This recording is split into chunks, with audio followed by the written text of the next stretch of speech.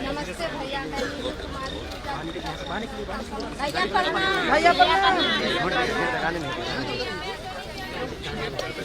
राजनीति में संबोधन के अपने मायने हैं।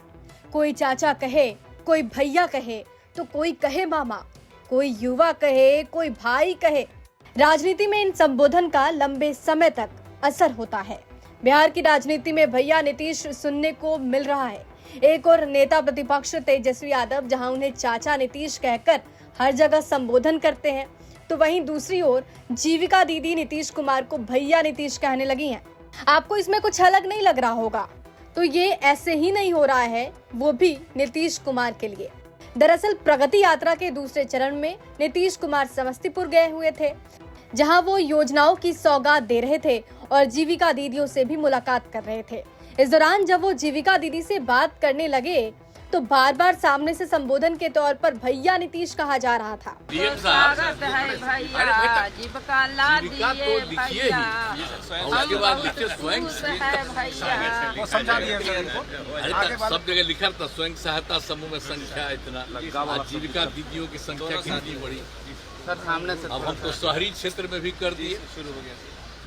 अब मालूम हो गया कि अब उसके बाद हुआ जीविका में 26,000 शहरी क्षेत्र में। 26,000 नहीं 26,000 जीविका दीदियों की संख्या तो और ज्यादा, 1,35 लाख टोटल इतना हो रहा।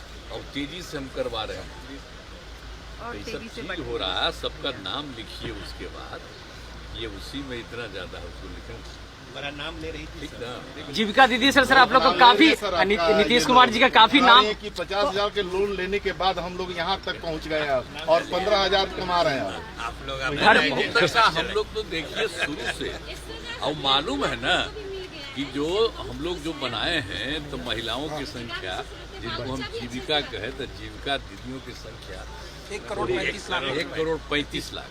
और उधर शहरी वाले में भी बढ़ा रहे थे, जब उसमें था ही नहीं शहर, तो हम बाद में तय किए कि नहीं, कहीं नहीं हो सकता, शहर में भी करते। तब महिलाएं कितनी अच्छी बढ़ रही हैं। पहले घर में रहते थे भैया ना, बाहर निकलने आप लोगों को भी कहेंगे हम आप पैदा हुए कौन? माता न पैदा कीजिए, माँ न की। तो सबको इन्हीं को पावर है, इसलिए जरा सबको बढ़ाइए। जानते हैं, अब आप देखिएगा कि अब कम से कम बिहार में बहुत अच्छा से बढ़ रहा। अब पुरुष और महिलाओं की संख्या में अब देखिए कि महिलाओं का भी सब बहुत इज्जत कर रहे हैं। दरअसल नीतीश कुमार को लेकर एनडीए ने साफ कर दिया है कि वो ही इस बार विधानसभा चुनाव का चेहरा होंगे। ऐसे में तेजस्वी यादव जब भाई बहन योजना को लेकर ऐलान करते हैं, तो इस संबोधन के मायने समझ में आने लगता है। ऐसे में तेजस्वी यादव जब माई बहन योजना को लेकर ऐलान करते हैं, तो इस संबोधन के मायने समझ आने लगते हैं। दरअसल तेजस्वी यादव बार बार एक भाई के तौर पर माई बहन योजना का जिक्र कर महिलाओं से जुड़ना चाहते हैं। हर शहर में महिला संवाद भी कर रहे हैं, और तो और इस दौरान नीतीश कुमार को चाचा नीतीश करके संबोधन भी कर रहे हैं। तो ये बड़ा सवाल जो है पैदा होता है कि किस प्रकार से यहाँ की सरकार चल रही है। आप देखिएगा 20 साल से यहाँ है बिहार में, 11 साल से केंद्र में है, एमपी इनके लगातार जीत रहे हैं, एमएलएज भी हैं इनके। फिर भी आप देखिएगा गोपालगंज से मंत्री भी हैं कि नहीं है भी। लेकिन स्थिति देख लीजिए, इन इलाकों के लिए बिहार के लोगों ने क्या किया। विशेष राज्य का दर्जा अब कौन देगा? अब तो खुद सरकार में बीजेपी तो मना कर रही है। चुनाव से पहले ये बोलते हैं बिहार को विशेष राज्य का दर्जा देंगे, विशेष पैकेज देंगे। अब कौन है देने वाला?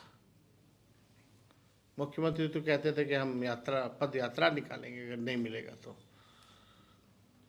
अब क्या करेंगे मुख्यमंत्री? खुद ही है पार्ट। तेजस्वी यादव की इस योजना की तोड़ के तौर पर भैया नीतीश के संबोधन को समझिए। तेजस्वी के भाई वाले जुड़ाव में अब महिलाएं, या यूं कहें कि जीविका दीदियों से जुड़ाव के लिए भैया नीतीश का संबोधन हुआ है। ब्यूरो रिपोर्ट, बिहार तक।